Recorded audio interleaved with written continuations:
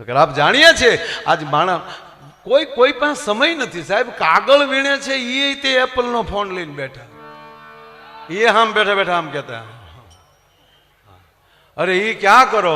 એક બેન ને ત્યાં એક ભિખારી માગવા આવ્યો, એ દઈ જાજો રોટલો હોય ઈ. તો બેન રોટલો ને એવું દેવા આવ્યા. તા કે મેં તમને ભાઈ ત્યાં જોયા હોય એવું લાગે. તો એ ઓલે કીધું કે બેન આપણે ફેસબુકમાં ફ્રેન્ડ છીએ. લે હવે આમાં જોજો તમે, આમાં ચાક આમાં કોણ ક્યારે ક્યાં ફ્રેન્ડ થાય એ નક્કી નથી. ફ્રેન્ડ તો થાય પાછા ફ્રન્ટ થાય. પણ તમારી ફેસબુક ભાગવત હોવું જોઈએ, તમારી ફેસબુક ભગવાન ગીતા હોવી જોઈએ. ગીતાને ખોલીને મોઢું જોજો કે આમાં હું કેવો લાગુ છું.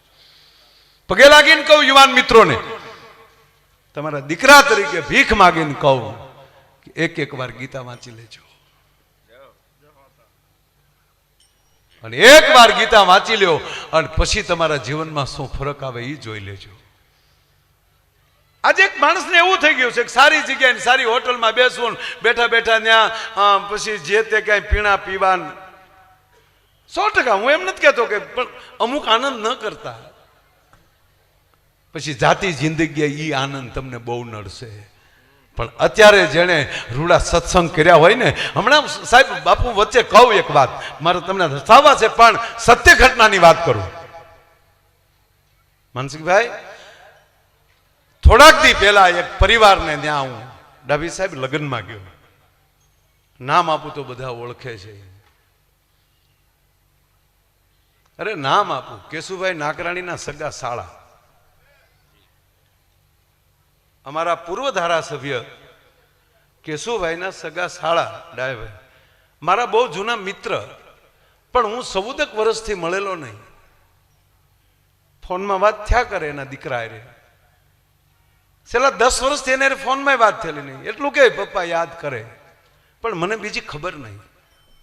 આ નરું સત્ય કહું, હમણાં હું થોડાક દી પહેલા 7-8 દી પહેલા એના દીકરાના લગ્ન અને લગ્નના કાર્યક્રમમાં ગયો. એટલે દીકરાએ વરરાજાએ 2 વાર કીધું કે પપ્પા કહે છે ઘરે પહેલા બપોરે ચા પીએ. બપોરે આવી ગયા છો તમે તો ચા પીવા પધારો. અને હું ગયો ને, ખાસ પપ્પાને મળવું છે. સાહેબ હું ઘરે ગયો પછી મારી આંખમાં આહુડ આવી ગયા. એ વડીલને બાપુ 6 વાર સર્જરી કરાવેલી, જડબાનું કેન્સર. મેં કીધું વડીલ તમે 10 વર્ષથી એમ કહો પપ્પા યાદ કરે છે. અત્યારે એની પર છે પણ એની હિંમત જે હતી, મોજથી બેઠા હતા. પણ મને આનંદ હું થયો એ કહું. બાપુ હાવ ગણગણાટો, આમ બોલે, શબ્દ ન સમજાય. પણ ઓલો દીકરો વરરાજો જે હતો ને, કરોડપતિ માણા સાહેબ, પણ જા બાપુજી આવું ગણગણાટ ચાલુ કરે તો સોફા પાસે આવીને હેઠો બેસી જાય, કાંદીને જોયા કરે, સાંભળ્યા કરે. અને ઘડીક ગણગણી લે. પછી દીકરાને કે બાપુ છોકરો સ્પષ્ટતાથી કે મારા બાપુજી આ કહેવા માંગે છે, મારા બાપુજી આમ કહે છે. ત્યારે મેં એક જ શબ્દ કીધો, એ કહું આપને, કે જેણે ઘોડિયામાલી બાળકના ઘૂઘવાટા સમજી શક્યા હોય અને એવી રીતે દીકરાને સાતી ઉપર મોટા કર્યા હોય ને, એનો દીકરો મોટો થઈને બાપના ગણગણાટ સમજી શકે ભલામાં. બાકી કામવાળીએ મોટા કર્યા હોય એ વૃદ્ધાશ્રમમાં જ મોકલે. આપણી કરતા માતાઓને ખબર હોય સાહેબ, બાળક 14-15 મહિનાનું થાય ત્યાં સુધી કેવલ રડવા સિવાયનો કોઈ પ્રોગ્રામ ન હોય.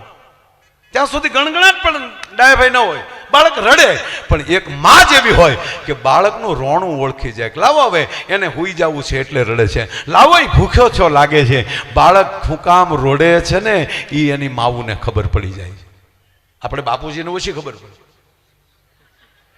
કારણ કે માં બાળકને રમાડતી હોય. તમે જુઓ એ ક્યાં કરો, એને ઓહળ દેતી હોય ને માં ઓહળ પાતી હોય ને, તો એ સરસ મજાના ધીરે ધીરે મોઢામાં આમ ગોળની છે જેમ પાણી કાકરી મૂકશે, મીઠું લગાડશે, અને પછી એ મારો દીકરો પી ગયો, એ મારો દીકરો પી ગયો. એ ગમદીને એમ ક્યાંક મોઢું ખોલી અને અંદર મોઢામાં વાટકી મૂકી દે અને નાક બંધ કરી દે, સડપ દીને પી જાય. હવે આનો આ અખતરો બાપુ કરે. બાપુજી પાય લ્યો, બાપુજી પાય જાણે પાડાને સાહેબ પાતો હોય એમ. અને પાછો ઉપરથી ડારો દે પીધો નકો નાખ્યો પડીએ. વાત એટલી છે કે જેણે બાળકોને આવી રીતે હૃદયથી રાખી અને મોટા કર્યા હોય એના બાળકો બુઢાપામાં બાપનો ગણગણાટ ઓળખી શકે. અને એ રીતે થાય ને તો મને કહેવાય ગયો ભારતમાંથી વૃદ્ધાશ્રમ નીકળી જાય. એ આ દેશની સંપદા નથી. આ દેશની સંપદા ગુરુકુળ છે. શું રાજેન્દ્રદાસ બાપુને ગુરુ મળ્યા છે? વખાણ નથી કરતો, પણ ભારતમાં આટો મારજો, કરસનદાસ બાપુ જેવો ભોળો સાધુ તમને ક્યાંય દેખાય તો મને કહેજો. બાપ બાળક જાણે રમતું હોય એના સમરથ ગુરુ સેવાદાસ બાપુ આખી રાત ભજન કરે ને અને સવારે કહે સેવાદાસ બાપુને કહો કે બાપુ જામો પડ્યો, ત્યારે સેવાદાસ બાપુ એટલું કહેતા કે જામો પડ્યો પણ ફેર પડ્યો કાંઈ? એકલા જામા નહીં, ફેર પડવો જોવે. આપણે ભેગા થઈએ છીએ પણ કાયમ આમ ભેગા બેહજો.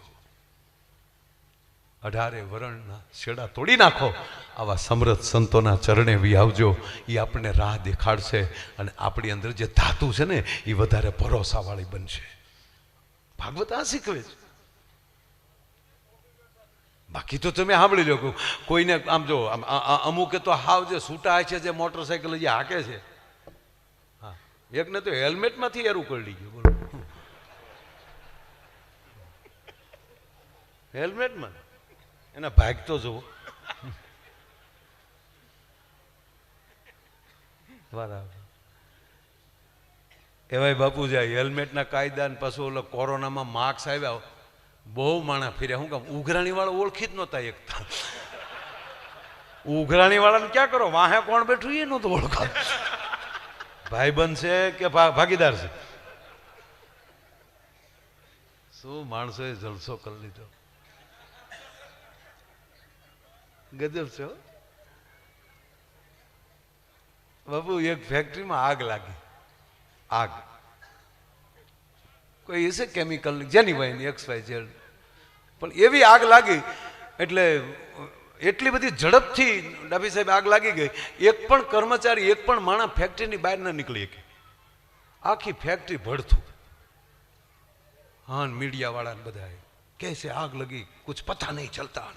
પણ એનો કંપનીનો માલિક બહુ સારો, એ ડાયરેક્ટ આવી ગયો મીડિયામાં કે મિત્રો મારા કર્મચારીઓ નહોતા, મારા ભાઈઓ હતા, મારા ભાઈઓ હતા,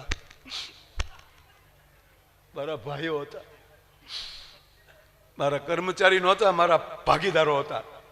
હું આલી ડિક્લેર કરું છું, એનો સરકારી વીમો પેપર ઉપર જે મળવાનો છે કાયદેસર તો મળશે જ, પણ કંપની તરફથી જેટલાએ જાન ગુમાવી છે એના ખાતામાં 51 લાખ રૂપિયા નાખી દઉં છું. હવે જે કામ કરતા એના ઘરના ટીવી તો જોતા જ હોય ને, એ હજળ થઈ ગઈ. એક બાય કોક જ હોય આવું, હજળ થઈ ગઈ. ક્યાં માલિક થોડો કહેવાય, ભગવાન કહેવાય. ભગવાન બટા અહીંયા આવી તો હમાસાર આવે. આ જે તાર બાપા જે કંપનીમાં કામ કરતા ઈ જ હળગી. હા મમ્મી, મોમ ઈ તે મનમાં થવા મળ્યો ખાતામાં 51 લાખ આવે.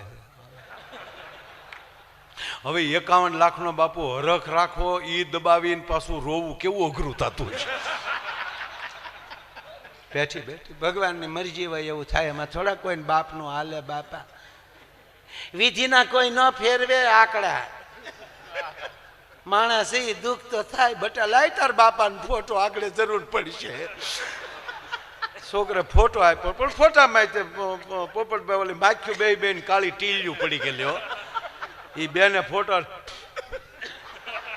મને સપનામાં નહોતું, મારે ફોટો હારો કરવા પડશે. એ ભગવાન એને આંખમાં શાંતિ દેજો. એ બટા તારું ધ્યાન રાખજે મારા દીકરા.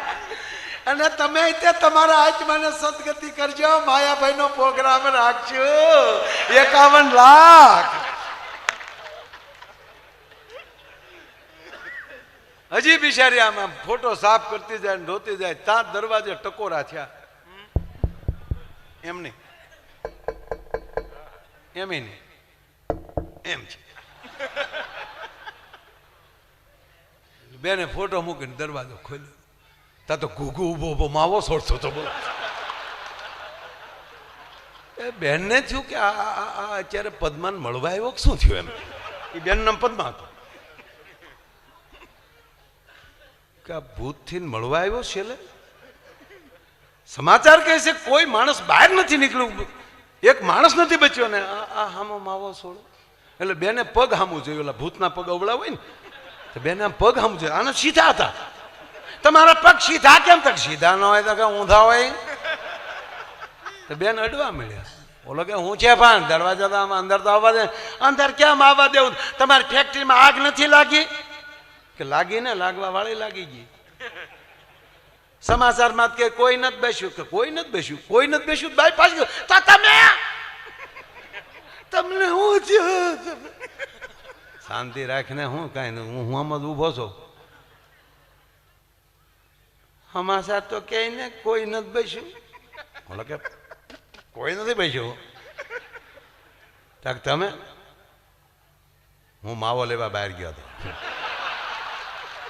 પછી જે બાપુ બાઈ ખીજાણી કે તું નહીં કહો માવા બેન કરો, માવા બેન કરો, પણ વ્યસન વાળી બારું નથી આવો. કારણ કે માવો 51 લાખનો છો સાહેબ. આ એની વાતું ન રહી બાપ.